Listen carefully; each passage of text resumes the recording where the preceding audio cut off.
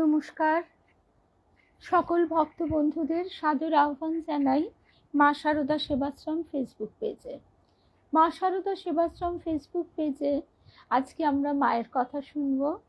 আর মায়ের কথা শোনা, এর থেকে আনন্দের আর কিছু নেই।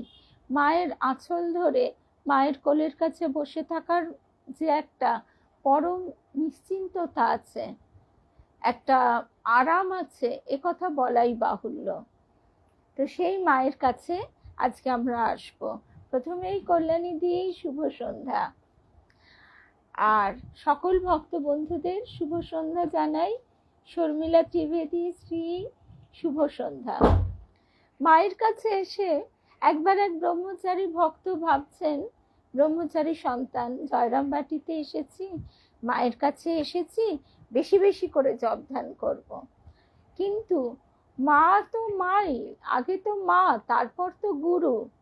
সেই জন্য মা ইহকাল পরকালের সব দায়িত্ব তো নিয়ে নিয়েছেন, আশ্রয় দিয়েছেন মানেই সব মায়ের দায়িত্ব।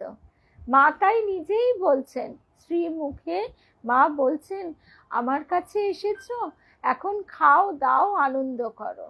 মা যে আনন্দ স্বরূপিণী, তাই মা আমাদের সেই আনন্দের ভাগ দিচ্ছেন, যে এখানে আর কোনো দুঃখের চিন্তা নয়, আর কোনো যুদ্ধ নয়, ইন্দ্রিয়ের সঙ্গেও যুদ্ধ নয়।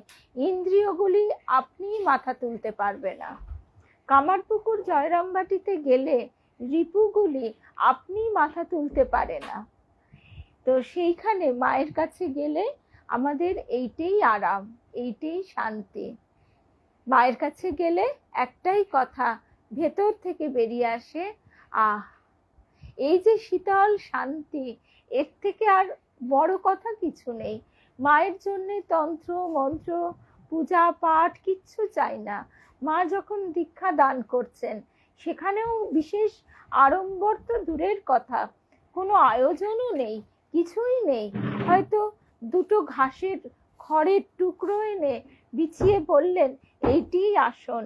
আসলে ভুবন জোড়া যার আসন, তিনি আর আলাদা করে আসন পাতবেন কি? তার সন্তানের জন্য তিনি ভুবন জোড়া আসন বিছিয়ে দিয়েছেন। এই মায়ের কাছেই আমরা এখন থাকবো কিছুক্ষণ, সর্বক্ষণই থাকি, তাও এই সময় নিবিড় ভাবে থাকা। ঠাকুর মায়ের শ্রী চরণে সাষ্টাঙ্গ প্রণাম নিবেদন করে, শ্রী গুরুদেবকে স্মরণ করে আমরা তাহলে মায়ের কথা শুনবো। আর সকল ভক্ত বন্ধুদের জানাই শুভ সন্ধ্যা। শুভ সন্ধ্যা স্বপ্নাদি, শুভ্রা, অর্ণা দিদি, সঞ্চিতা, মধুরিমাদি, দেবযানী, সিদ্ধার্থ চ্যাটার্জি, সিদ্ধার্থ শ্রী, জয়শ্রী সরকার, রিমা, কল্যাণীদিকে তো আগেই দেখেছি। সকল ভক্ত বন্ধুদের নয়নতারা, দেবযানী, স্বপ্নাদি শুভ সন্ধ্যা। বিকেল 5টা, তখন বিকেল 5টা, 16/8/12 সাল। স্মৃতিচারণ করছেন, এই যে একটুখানি দেখে নি, স্মৃতিচারণ করছেন স্বামী ঈশানানন্দজি, সরি, স্বামী অরূপানন্দজি। হ্যাঁ, স্বামী অরূপানন্দজি মহারাজ স্মৃতিচারণ করছেন। স্বামী অরূপানন্দজি আর মা দুজনে কথা। বিকেল 5টা, 12 সাল, 16/8/12। মা ছেলের সঙ্গে কথা কইছেন। 13 বছরের সময় কামারপুকুরে আসার দিন হয়। কামারপুকুরে যাই, তখন ঠাকুর দক্ষিণেশ্বরে। আমি কামারপুকুরে মাসখানেক থেকে জয়রামবাটি আসি। আবার 5-6 মাস পরে গিয়ে কামারপুকুরে প্রায় 1.5 মাস থাকি। তখনও ঠাকুর দক্ষিণেশ্বরে। কামারপুকুরে আমার ভাসুর, যা, এরা সব ছিলেন। শুভ সন্ধ্যা মিনুদি, কেয়া, শুভ সন্ধ্যা। বামুন ঠাকুরুন জয়রামবাটি, শিওর এসব ঘুরে দেখলেন। একদিন চিনু শাঁখারির এঁটো নেয়া নিয়ে হৃদয়ের সঙ্গে তার ঝগড়া হয়। তখন আমি জিজ্ঞাসা করলাম, মানে স্বামী অরূপানন্দজি, চিনু তখন বেঁচে আছেন? হ্যাঁ, বেঁচে আছে, বুড়ো অথর্ব। কেউ কেউ বইয়ে ঠাকুরের ছেলেবেলাতেই যেন চিনু মারা গেছেন এই ভাব দিয়েছেন। রামকৃষ্ণ পুঁথির 24 নম্বর পাতায় এরকম লেখা আছে, এ কথা বলছেন ফুটনোটে। সে তার অনেক পরে মারা গেছে। শুভ সন্ধ্যা, শুভ্রাদি, সোমা, রূপা, অনিতা, শুভ সন্ধ্যা, তমালি, শুভ সন্ধ্যা। এখনো ওখানে তার সমাজ আছে, শীতল দেয়।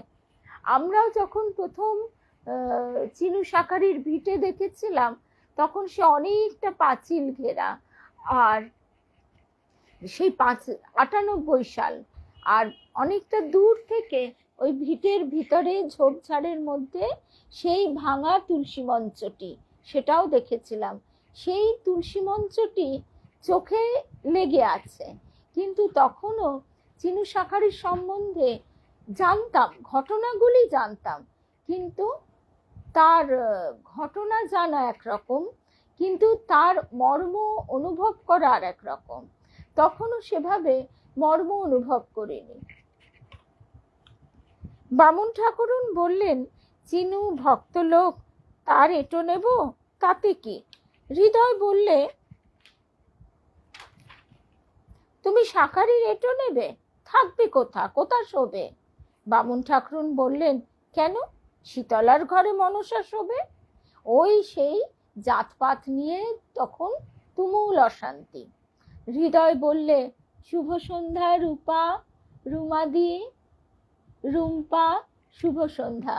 এখন আমরা অনেক ভক্ত বন্ধুরাই সমবেত হয়েছি, তাহলে একটা কথা জানিয়ে রাখি, সঙ্গীতাকেও মনে হয় দেখতে পেলাম একবার। আমাদের পরম পূজনীয় নিশীথ মহারাজজি এখন অনেকটা ভালো আছেন।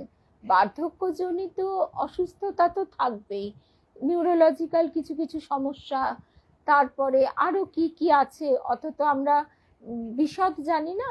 তবে আজকে দাদা, মানে রূপা ভট্টাচার্যর হাজব্যান্ড, উনি তো ডাক্তার, ওখানেও উনি ফ্রি সার্ভিসে যান সপ্তাহে। তা আজকেই উনি খবর নিয়ে এসেছেন, দেখা করে এসেছেন, কথা বলে এসেছেন। তো সুতরাং আমরা সবাই অনেক নিশ্চিন্ত হলাম। পাঠচক্রের বন্ধুদের জানিয়েছিলাম, আবারও জানাচ্ছি যে মহারাজজি এখন ভালো আছেন। শুভ সন্ধ্যা শ্রাবণ, জয়ন্তীদি, শুভ সন্ধ্যা। তা হৃদয় বললে, দেখি কেমন শীতলার ঘরে মনসা শোয়।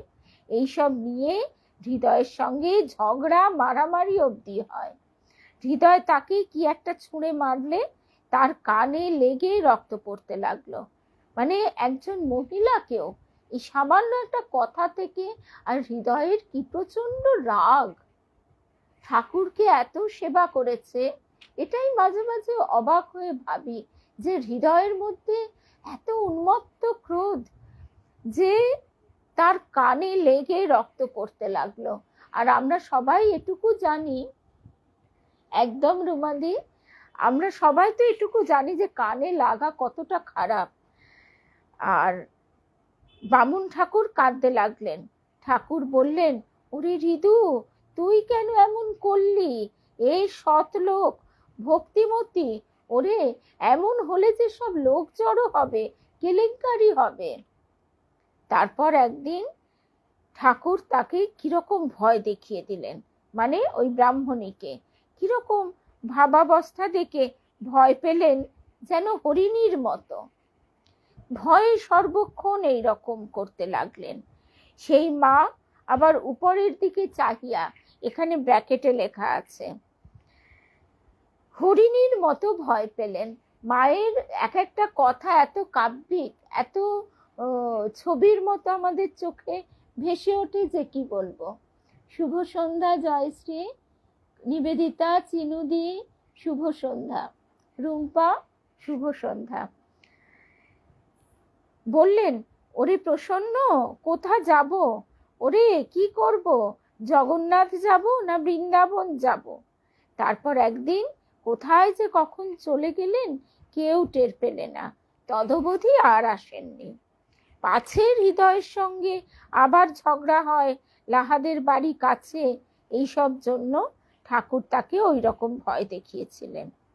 একদিন আবার বামুন ঠাকুরুন ঠাকুরকে মালা টালা দিয়ে গৌরাঙ্গের মতো সাজালেন। তখন ঠাকুরের কিরকম ভাব হয়েছে। বামুন ঠাকুরুন আমাকে ডেকে নিলেন। যেতেই ঠাকুর বললেন, কেমন হয়েছে? আমি বেশ হয়েছে বলে কোনো মতে যা হয় একটা বলে প্রণাম করেই চলে এলুম। ভাবাবেশ দেখে আমার ভয় হয়েছিল, মা বলছেন। এই বামুন ঠাকুরুন মানে কিন্তু ঠাকুরের যে ব্রাহ্মণী গুরু, সেই বামুন ঠাকুরুনের কথাই বলা হচ্ছে। এরপর আবার জয়রাম বাটি এলুম। নানা লোকের কাছে শুনলুম তিনি পাগল, উন্মাদ হয়েছেন, উলঙ্গ হয়ে বেড়ান। কেউ তো আর তখন তার ভাব বুঝতো না। আমি মনে ভাবলুম সবাই এমন বলছে, আমি কি একবার দেখে আসি কিরকম আছেন। তখন কি যোগ উপলক্ষে আমাদের দেশ থেকে মেয়েরা গঙ্গা স্নানে আসছিল। ফাল্গুন ৩৪ মাস। আমি একজনকে বললুম আমি দক্ষিণেশ্বরে তাকে দেখতে যাব, কেমন আছেন। সে বাবাকে সব বলে দিলে। আমি তো আর বাবাকে কিছু বলতে পারিনি, লজ্জায় ভয়ে। বাবা বললেন, যাবে? বেশ তো। তিনি আমাদের সঙ্গে এলেন। পথে জ্বর এলো, খুব জ্বর, কোনো জ্ঞান নেই। রাতে স্বপ্নে দেখি কি একটা কালো কুচকুচে মেয়ে আমার বিছানার পাশে বসে আমার মাথায় হাত বুলুচ্ছে। বললে, দক্ষিণেশ্বর থেকে আসছি গো। তা বললুম, আমিও তার ওখানে যাব। তা তুমি আমাদের কে হও গা? সে বললে, আমি তোমার বোন, ভয় কি, সেরে যাবে। পরদিন সত্যিই জ্বর ছেড়ে গেল। বাবা শেষে পালকি করলেন। রাত প্রায় ৯টার সময় দক্ষিণেশ্বর পৌঁছলুম। আমি তো একেবারেই ঠাকুরের ঘরে গিয়ে উপস্থিত। এরা সব নহবতের ঘরে টরে গিয়েছেন, যেখানে ঠাকুরের মা আছেন। ঠাকুর দেখে বললেন, তুমি এসেছো, বেশ করেছ। বললেন, মাদুর পেতে দে রে। ঘরেই মাদুর পেতে দিলে। ঠাকুর বললেন, এখন কি আর আমার সেজবাবু আছেন? আমার ডান হাত ভেঙে গেছে। তখন কয়েক মাস হয় মথুরবাবু মারা গেছেন। অক্ষয় তারও কয়েক মাস আগে মারা গেছে। তো আমি বললুম, মথুরবাবু তখন নেই? না, মানে স্বামী অপূর্বানন্দ, তিনি মাকে জিজ্ঞাসা করছেন, মথুরবাবু তখন নেই? মা বললেন, না, কয়েক মাস, তা এই ৭-৮ মাস আগে মারা গেছেন। মথুরবাবু থাকলে কি আর আমাকে ওই কুঁড়ে ঘরে বাস করতে হয়? শৌচের যা কষ্ট। তিনি অট্টালিকায় রাখতেন। আমরা নবতের ঘরে যেতে চাইলুম। ঠাকুর বললেন, না না, ওখানে ডাক্তার দেখাতে অসুবিধা হবে, এ ঘরেই থাকো। আমরা তার ঘরেই শুলুম। একটি সঙ্গী মেয়ে আমার কাছে শুলো। হৃদয় ২ ধামা না ৩ ধামা মুড়ি আনলে। তখন সকলে খাওয়া হয়ে গেছে কিনা। পরদিন ডাক্তার দেখালেন। কয়েকদিন পরে জ্বর সারতে নবতের ঘরে গেলুম। তখন আমার শাশুড়ি কুঠিঘর ছেড়ে নবতের ঘরে এসে রয়েছেন। কুঠিঘরের একটি কোঠা তাকে ছেড়ে দেওয়া হয়েছিল। অক্ষয় তার ওই কুঠিতেই মারা যায়। সে মারা যেতে মা ঠাকরুন কুঠিঘর ছেড়ে এলেন। বললেন, আর আমি ওখানে থাকবো না, আমি এই নবত ঘরেই থাকবো। গঙ্গা পানে মুখ করে রইব, কুঠিতে আর আমার দরকার নেই। মা স্বামী অপূর্বানন্দজিকে এইরকম করে গল্প করছেন, ঠিক যেন মা আর ছেলের ঠিক একদম সাধারণ কথা। মা তার ছোটবেলার বা অতীতের কথা তার ছেলের কাছে গল্প করছে। গল্প করছে কিরকম করে তার জীবনের শুরুটা হয়েছিল। এইসব সাধারণ, অতি সাধারণ কথায় মা ছেলের সঙ্গে গল্প করছেন, আর ছেলেও শুনছে। এর মধ্যে কোনো তত্ত্ব কথা নেই। এর মধ্যে একটাই কথা আছে, আমি মা, তুমি সন্তান। এইটি ঠিক করে বুঝে নাও। এইটি যদি ঠিক ঠিক বুঝে নিতে পারো, আর কিচ্ছু বুঝতে হবে না।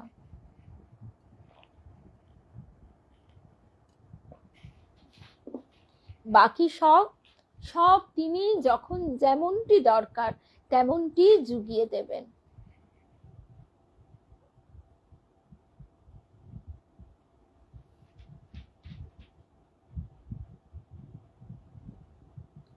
একদম ঠাকুর, এই যে কথাটা শ্রী বলছো, সেটা তো দেখো হবেই, এ তো কিছু করার নেই, কারণ এটা তো ম্যাজিক নয়। ঠাকুর এসেছেন, এসে এই প্রচন্ড পাক, তার মধ্যে থেকে তিনি সবকিছুর পরিবর্তন ঘটাচ্ছেন। এখন পরিবর্তন একেবারেই ঠাকুর যদি চান তাহলে তো এক মুহূর্তে সবটা বদলে যায়, কিন্তু না, সেই বদলে নিশ্চয়ই কখনোই ভালো হবে না। কেমন ভালো হবে না সেটা আবার শুভ সন্ধ্যা রূপা, লক্ষ্মী, বৈশাখী, শুভ সন্ধ্যা। কেমন ঠাকুরের একটি ছোট্ট গল্প মনে পড়ে গেল।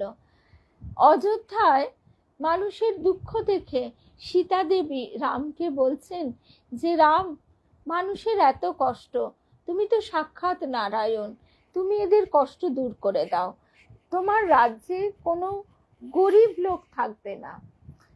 তখন রাম বলছেন, তা কি হয়, সব রকমই থাকবে, এটাই জগতের নিয়ম। তখন সীতা আবারও বায়না করছে, বলছে যে না, মানুষের এত দুঃখ কষ্ট এ সহ্য করা যায় না। তখন রাম বললেন, আচ্ছা তবে তাই হোক। তা দেখা গেল তারপর সবাই এমনভাবে তাদের অর্থনীতির পরিবর্তন ঘটে গেল যে তাদের আর কাজ করবার, মানে যারা খেটে খাওয়া মানুষ, তাদের আর কাজ করবার দরকার পড়লো না। তাদের টাকা পয়সা আছে, তারা যাচ্ছে, জিনিসপত্র কিনছে, হয়ে যাচ্ছে। তারপরে কি হলো, কিছুদিন বাদে দেখা গেল চরম অরাজকতা সৃষ্টি হয়েছে। অর্থাৎ যারা চাষাবাদ করত, তাদের তো আর চাষ করবার দরকার পড়ছে না, তারা আর খাটছে না, খাটার জন্য লোক পাচ্ছে না। তার ফলে খাদ্যে টান পড়তে শুরু করলো। ওদিকে সব বড় বড় প্রাসাদ সে ভেঙে যাচ্ছে, ফাটল দেখা দিচ্ছে, কিন্তু সারাবার লোক পাওয়া যাচ্ছে না। তখন সারা দেশে যেন এক চরম অরাজকতা, দুর্যোগ দেখা গেল। তখন সবারই মনে ভয়, আতঙ্ক। তখন রাম সীতাকে বললেন, দেখেছো তো, তুমি যেটা চাইছো সেটা হলে কি হতো। তখন আবারও রামের মায়া জালে, মায়ার প্রভাবে তাদের আবার পূর্বের অবস্থা হয়ে গেল, এবং আবার তখন সব ঠিক ছন্দে চলতে লাগলো।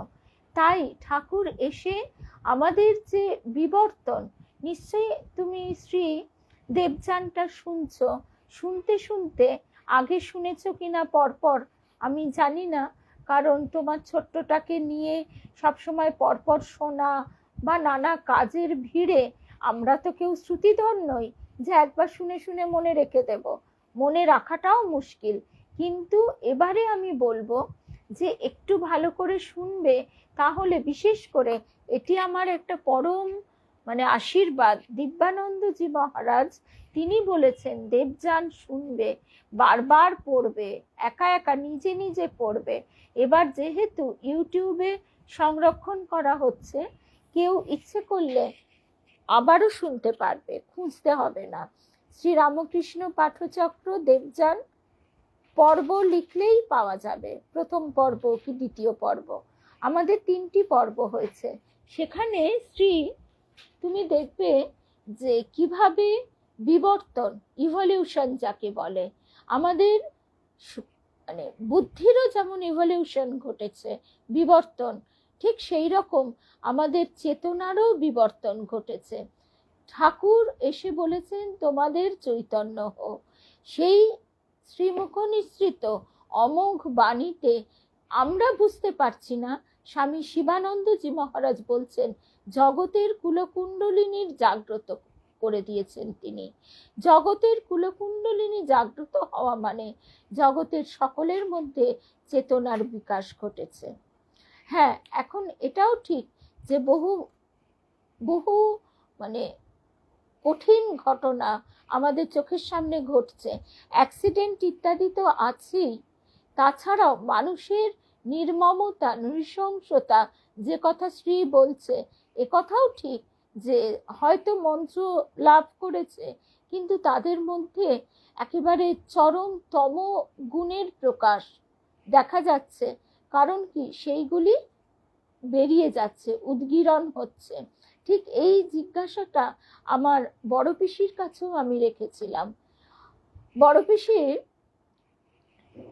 আমাদের খুব পরিচিত এক আত্মীয়, তার সম্পর্কে জিজ্ঞাসা করেছিলাম যে দেখো, ইনি তো এত বড় একজন গুরুর কাছে মন্ত্র লাভ করেছেন, তাহলে তার জীবনে এত নিষ্ঠুরতা কেন? পূর্ণিমা, তিনি তার স্ত্রীকে অত্যাচার করেন, বহু নারী সঙ্গ করেন, মদ ইত্যাদি তো আছেই, তার সঙ্গে নিজের একটিমাত্র সন্তানের উপরেও তিনি অত্যন্ত নির্মম নিষ্ঠুর আচরণ করেন। কিরকম, মানে আমার শোনা কথা, আমি চোখে দেখিনি, রসগোল্লা নিয়ে এসে ছোট ছেলের সামনে নিজে একটি একটি করে খাচ্ছে, ছেলেটি আকুল ভাবে দেখছে, বলেছে বাবা আমাকে একটা দেবে না, কোনো উত্তর দেয়নি। এই ঘটনা আমার বড় পিসি, তাকে জিজ্ঞাসা করেছিলাম যে তোমাদের ওই যার কথা বলছি ওই লোকটি ওরকম কেন, সে তো এত মানে বড় একজন গুরুর কাছে দীক্ষা লাভ করেছে। তখন আমার পিসি আমাকে যে কথা বলেছিল, একদম শারীরিক বিবর্তন নয়, চেতনার উত্তরণ, সেইটাই বিবর্তন, এবং পুরো জগতেরও একটা বিবর্তন ঘটে, সেটা আমরা দেবযানে আস্তে আস্তে জানতে পারবো। তো তখন আমার বড় পিসি যে কথা বলেছিল যে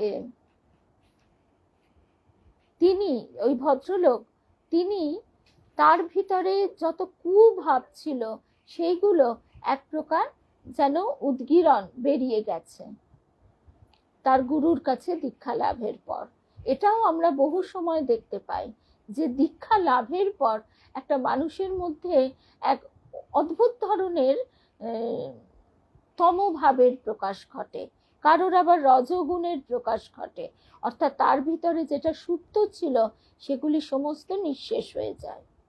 আবার এই প্রসঙ্গে আরেকটি কথাও বলতে হয়, আমাদের গুরুদেব যেভাবে বোঝাতেন যে এত চারিদিকে খারাপ ঘটনা কেন, গুরুদেব বলতেন যে দেখো, একটা এঁদো পচা জমিতে একটা অট্টালিকা তৈরি হবে, সেই পচা জমিটাকে আগে ঠিক করতে হবে, সেই পাক তোলা, তখন দুর্গন্ধ বেরোবে, সেখানে যে সমস্ত আবর্জনা আছে সেগুলো সাফ সুতরো করতে হবে, সেখানে একটা উশৃঙ্খল, একটা বিশ্রী অবস্থা সৃষ্টি হবে। এবার সেই জায়গার মানুষগুলো বা মানুষ বা জীব, তারা জানে না যে একটা অট্টালিকা কেমন সুন্দর হতে পারে, তারা কল্পনাই করতে পারবে না। ঠিক তেমনি আমরাও কিন্তু আজকে একটা যুগ সন্ধিক্ষণে আছি, যে কারণে একদিকে যেমন মানুষের সপ্ত গুণের বিকাশ ঘটছে, আবার একদিকে এই নৃশংসতা, নিষ্ঠুরতারও একেবারে চরম প্রকাশ ঘটছে। দেবীমা গুরুদেবের কাছে শুনছি ঠাকুর বলছেন যে তোমরা ভাবতেও পারবে না যে মানুষ কত নিচে নামতে পারে, আবার সেই মানুষই কত উঁচুতে উঠতে পারে। সুতরাং আমাদের এইসব জগৎ সম্পর্কে চিন্তা না করে, বিচার না করে একটাই কাজ করা উচিত, সেটা হচ্ছে সর্বক্ষণ ওই তার চরণ দুটি ধরে থাকা। আবারও সেই মাগুর মাছটার কথাই বলতে হয়।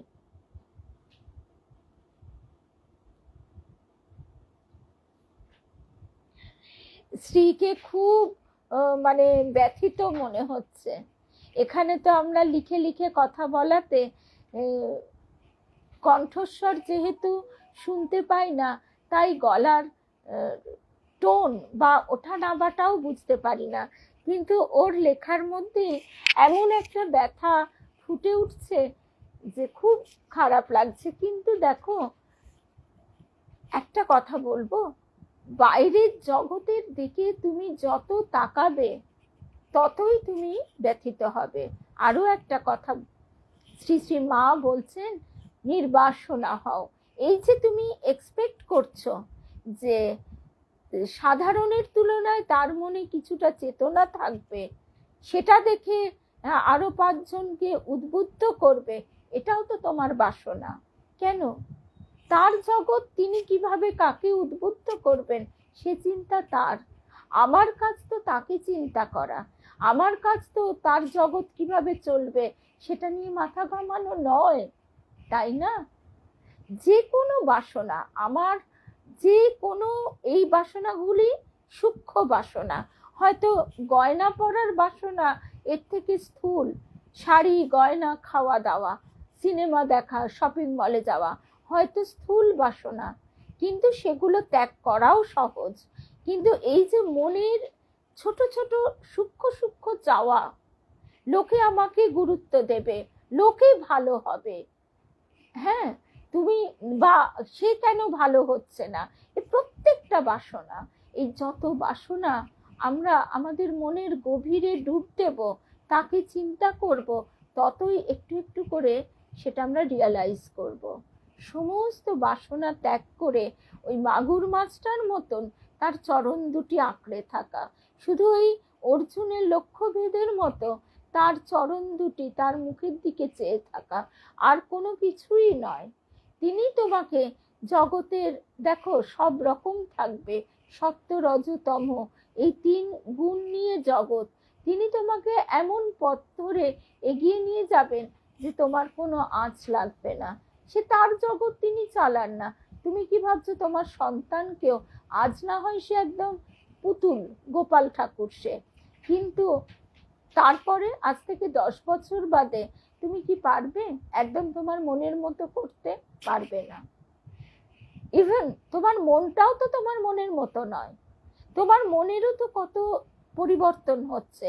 আজকে তোমার যে মনটা আছে, হয়তো দেখবে 5-10 বছর বাদে সেই মনটা আবার বদলে গেল, বা তোমার 10 বছর আগের মনটা কিরকম ছিল। সব কিছুই এরকম নিত্য পরিবর্তনশীল। একমাত্র ধ্রুব শ্রী শ্রী মা।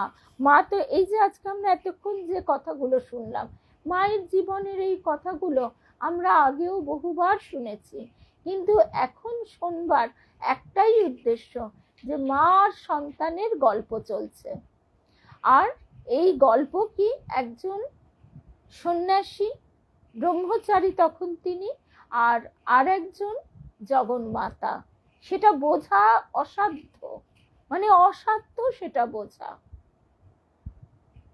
একমাত্র তিনি যদি না বোঝান, তাই তো মা বলছেন যে এইটি যদি বুঝতে পারো, আমি মা তুমি সন্তান, তাহলে সব হয়ে গেল।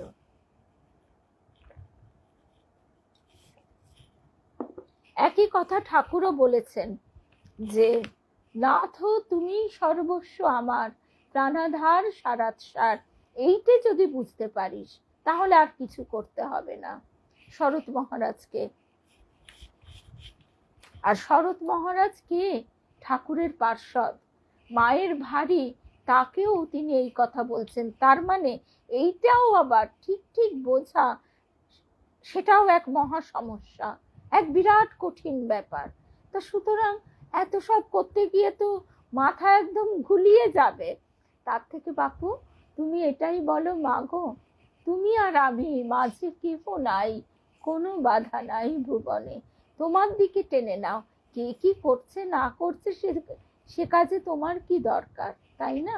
আর এখন তোমাকে তিনি একটা ছোট্ট গোপাল দিয়েছেন, তার দিকে চেয়ে তোমার মন যেন আনন্দে ভরপুর থাকে। তারপর তো তারও স্ট্রাগল শুরু হবে, তাই না?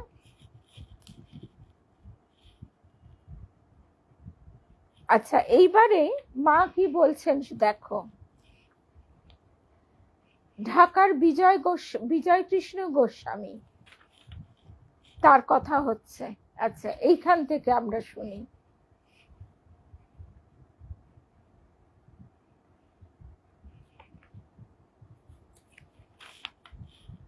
সেদিন পয়লা পৌষ, সন্ধে 7টা।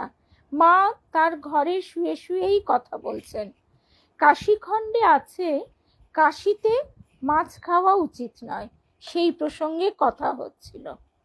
তা অপূর্বানন্দজি মহারাজ বলছেন, তা মাছ খেলে প্রাণী হত্যা হয় তো? মা বলছেন, দেখো ওসব মানুষের খাদ্য, মানুষ খাবে না তো কি করবে? আমি তখন জিজ্ঞাসা করছি, খাদ্যের নাম করে প্রাণীকে ব্যথা দেবে? মা তখন বলছেন, তা বিচার করতে গেলে ওতেও হিংসা হয় বই কি, প্রাণী তো। কাশীপুরে ঠাকুরের জন্য শামুকের ঝোল ব্যবস্থা হলো, ঠাকুর আমাকে করতে বললেন। আমি বললুম, এগুলো জীবন্ত প্রাণী, ঘাটে দেখি চলে ফিরে বেড়ায়, এদের মাথা ইট দিয়ে ছেঁচতে পারবো না। শুনে ঠাকুর বললেন, সে কি, আমি খাবো, আমার জন্যে করবে? তখন রোখ করে সব করতে লাগলো। সব সময় মনের এক অবস্থা থাকে না, তুমি সব খাবে, তোমার ওসব বিচার করবার দরকার নেই। আসলে আমরা যদি আবার এইভাবেও বিচার করি তাহলেও একটা সমস্যা। তাহলে তো আমরা যে আমাদের অজান্তে কত প্রাণী হত্যা করছি। এবার ঘরের মধ্যে যদি একটা ইঁদুর ঢোকে, তাকে তুমি কি করতে পারো? আরশোলা, মশা, মাছি, পোকা, একটা পোকা তোমায় কামড়াতে আসছে, কি করতে পারো? এগুলো এইভাবে চলে না। এটা ওই শৃঙ্খল, জীবনের যে একটা খাদ্য শৃঙ্খল, তার মধ্যে আমরা বাস করছি। এটাই ঘটে আসছে মহামায়ার জগতে। এগুলি স্থূল বিচার। এর থেকে হিংসা না করা, অনেক বেশি হিংসা বৃত্তি ত্যাগ করা অনেক বেশি প্রযোজ্য আমাদের মনের ক্ষেত্রে। মনের মধ্যে খাদ্য ইত্যাদি ছাড়াও তো কত হিংসা বৃত্তির ঢেউ উঠছে। আর খাদ্যের সঙ্গে আবার লোভের সম্পর্ক। আমরা লোভযুক্ত হয়ে কতটা খাচ্ছি আর কতটা খাদ্য হিসেবেই খাদ্য বলে গ্রহণ করছি, সেটাও বিচার করা দরকার। তারপর আমি দর্শনাদির কথা উত্থাপন করলাম। মা, লোকে এই যে দর্শনাদি করে, এসব কি ভাবে না সাদা চোখে? মা তখন বলছেন, সবই ভাবে। আমি কিন্তু সাদা চোখে দেখেছিলাম। কামারপুকুরে গৈরিক পরা রাধুর মতো অতটুকু মেয়ে, মানে 11-12 বছরের, মাথায় রুখো রুখো চুল, রুদ্রাক্ষের মালা গলায়, যেখানে যায় সেখানেই সঙ্গে সঙ্গে ফিরছে, এই সামনে এই পিছনে। অনেক ভালোবাসা গো, সবই গুরুর কৃপা, গুরু কৃপা হি কেবলম। তারপর বেলুড়ে তখন নীলাম্বর বাবুর বাড়িতে পঞ্চতপা করলো, যোগেনও করলে। সেই সাধন টাধনের পর মিশে গেল, আর দেখিনি। তপস্যার কি দরকার মা? মা বলছেন, তপস্যা দরকার। এই যোগেন এখনো কত উপবাস করে, খুব তপস্বী, গোলাপ জপে সিদ্ধ। নরেনের মা আমাকে দেখতে এসেছিল। নরেন তাকে বললে, এই তুমি হয়তো তপস্যা করেছিলে বলে বিবেকানন্দকে পুত্র পেলে, আবার তপস্যা করো, আবার হয়তো একটা পাবে। ঠাকুরের পঞ্চবটিতে তপস্যার কথা মা বলতে লাগলেন। তাতে আমি বললাম, তার ব্যাকুলতায় হুঁশ থাকতো না, গঙ্গার জোয়ার মাথার ওপর দিয়ে বয়ে যেত। তুমি তার কথা কেন বলছো? পঞ্চতপা টপা এসব করে শরীরকে কেন কষ্ট দেওয়া? মা বলছেন, পার্বতীও শিবের জন্য করেছিলেন। তখন আমি বলছি, স্বামী অপূর্বানন্দজি বলছেন, শুভ সন্ধ্যা। শিবও তো করেছেন, তিনিও ধ্যানস্থ, অর্থাৎ শিব শক্তির জন্য, শক্তি শিবের জন্য তপস্যা মগ্ন। হ্যাঁ, তবে এসব করার লোকের জন্যে, নইলে লোকে বলবে, কই সাধারণের মতো খায় দায় আছে। আর পঞ্চতপা টপা এসব মেয়েলি যেমন ব্রত সব করে না। হ্যাঁ বুঝেছি, যেমন ব্রত করে এসবও তেমনি ব্রত। মা তখন বলছেন, ঠাকুর সব সাধনা করেছেন, বলতেন আমি ছাঁচ করে গেলুম, তোরা সব ছাঁচ ঢেলে তুলে নে। ছাঁচে ঢালা মানে কি মা? অপূর্বানন্দজি বলছেন, ভূদেব সে তখন ঠাকুরের ভাইপো, মায়ের ভাইপো, বলছেন মাকে মানে ঠাকুরকে চিন্তা করা। ও বুঝেছে। মা বলছেন ছাঁচে ঢালা মানে ঠাকুরকে ধ্যান চিন্তা করা। ঠাকুরকে ভাবলেই সব ভাব আসবে। তিনি যে সব করেছেন তাকে চিন্তা করো। তিনি যেসব ধ্যান তপস্যা করেছেন সেসব কথা চিন্তা করো, তোমাদের আর করতে হবে না। ওই যে ঠাকুর বলতেন যে আমাকে স্মরণ করে তার কখনো খাওয়ার কষ্ট থাকে না। ঠাকুর নিজ মুখেও বলেছেন বাপের সম্পত্তি ছেলে ভোগ করে। তিনি নিজে বলেছেন, মাকু বলছে। মা বলছেন হ্যাঁ, তার নিজের মুখের কথা। তাকে স্মরণ করলে কোনো দুঃখ থাকবে না। দেখছো না তার ভক্তেরা সকলেই ভালো আছে। এটা কিন্তু আমার হাজবেন্ড একদিন বলছিল যে সবাই দেখি বেশ মানে সবাই ভালো আছে, মানে কাম মোক্ষ। তিনি ঠাকুরের ভক্ত যারা তাদের তিনি কখনো কষ্টে রাখেন না। তার ভক্তের মতো এমনটি কোথাও দেখা যায় না। মা এবার নিজে বলছেন, স্বয়ং জগন মাতা বলছেন,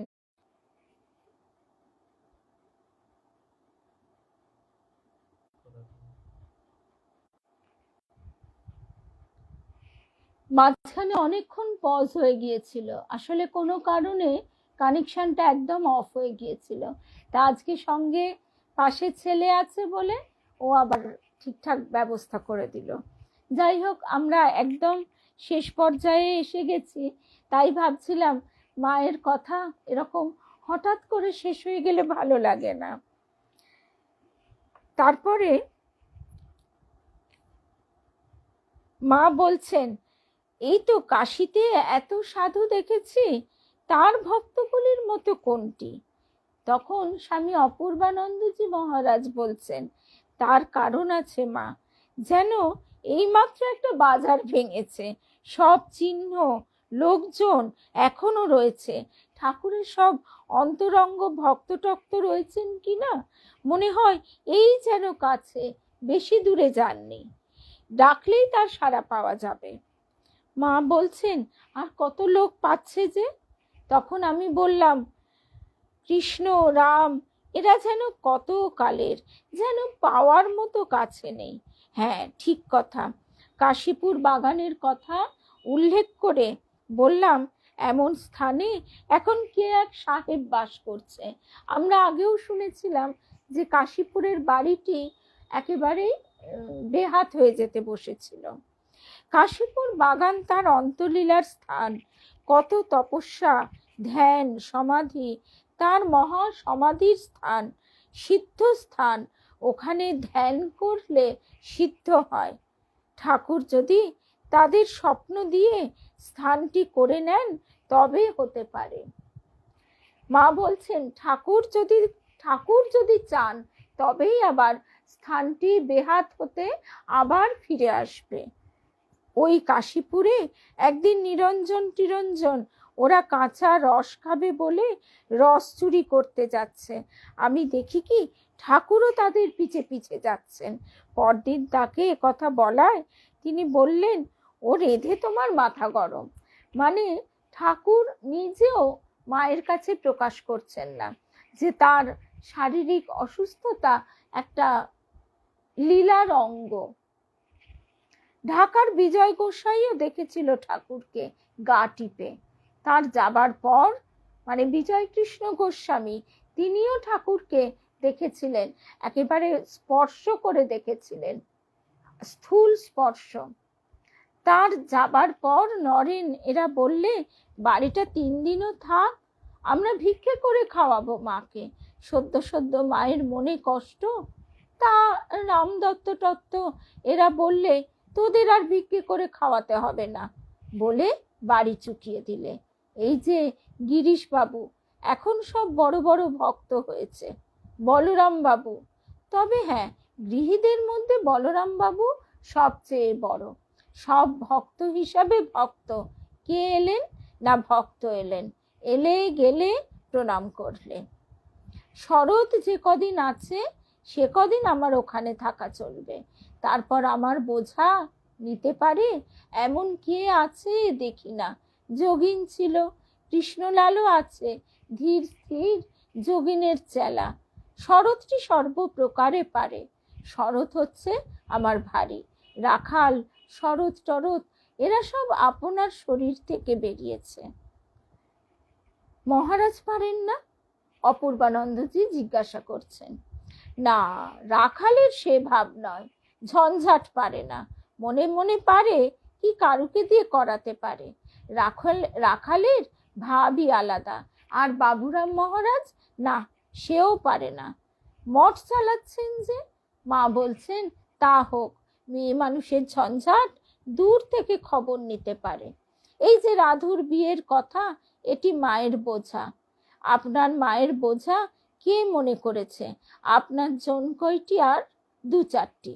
ঠাকুর বলেছিলেন কটি বা অন্তরঙ্গ? তখন আমি বললুম, কোন কোন ভক্ত কে বলো না, কিছুই চিনতে পারলুম না।